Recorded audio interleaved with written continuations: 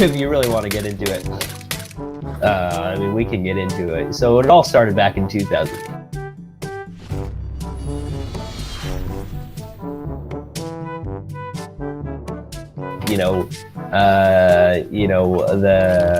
The Call of Duty scene was kind of expanding. As YouTubers were uploading their videos, people were getting pretty crazy about Call of Duty. And meanwhile, there's this little side project that Valve was working on. And you want to know what that game was called? That's right, Team Fortress 2. Okay, so you got Team Fortress 2, and Valve's working on this project. They're not really telling anyone about it, and then they release it, and there you go. You got people uploading it, but it's still not as popular as Call of Duty. And Valve's like, how are we going to take money from these little 6-year-olds, and how are we going to give them their candy? We really want to give them candy. And so we went over to me and Ruby Zesh, we were playing back in the day, all the way back in the day, before TF2 even was announced. We were playing, and Valve just really likes this. Yeah, TF2, but I'm still talking about TF2. We haven't moved on past TF2 yet. Anyway, so nobody was really playing it. No one ever liked it. The game never became a success. I'm pretty sure there's only about the maximum players they had on their server was probably about 20, and that was in the European West server. So I mean, really, that game was a failure, and they really they messed it up big time when they tried to release that one. But then you got them working on another project, and this is coming out in 2012. And you know what that game is called?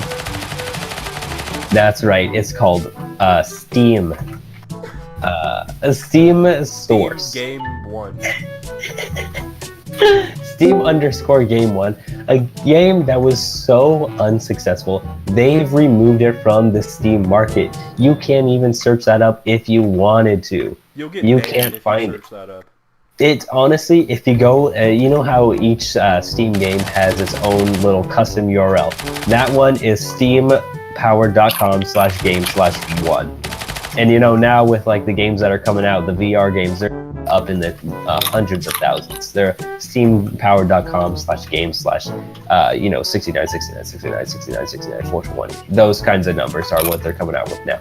And so anyways, so you get past that failure of the game. After that was their second failure in a row, and they're thinking, man, we really need to come up with a game. So guess what they come up with? That's right. Guess what they come up with? That's right. Wait,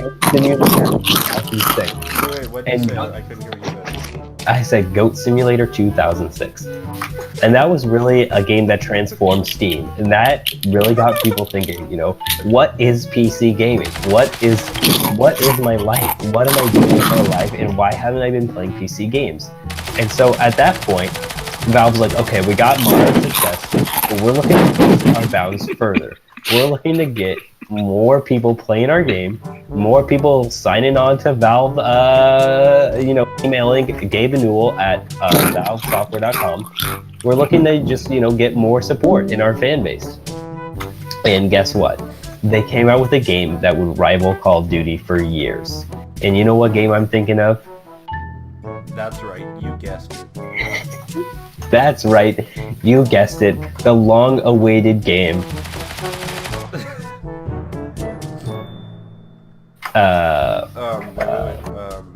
Farming Simulator. That's right, you guessed it. First-person shooter, Gary's Mod. 2007. Oh man, I remember. I was killing whores all day, and that game was the successful rival that Valve had been dreaming of for years. They had finally done it. They had made a successful game. 2 years later, they come out with another game. It kind of failed, just like the first, TF2. It's called Counter-Strike Source. Nobody fucking likes that game. Literally everyone who plays it is a shitbird. And they said, you know what? This isn't Call of Duty. And they wanted to make a game that was exactly like Call of Duty so they could get their 6-year-old fan base in there. So what did they make? They made Call of Duty Steam Warfare. Very successful hit.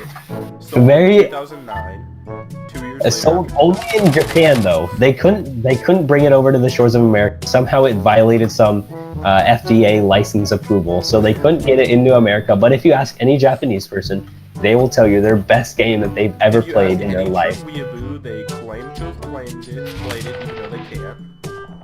It's really, I mean, and now people are looking for that game.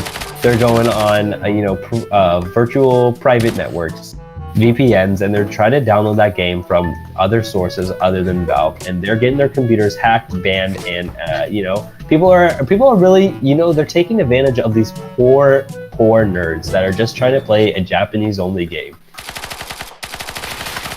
So, anyways, you get past that, and then they announce the greatest game of all time.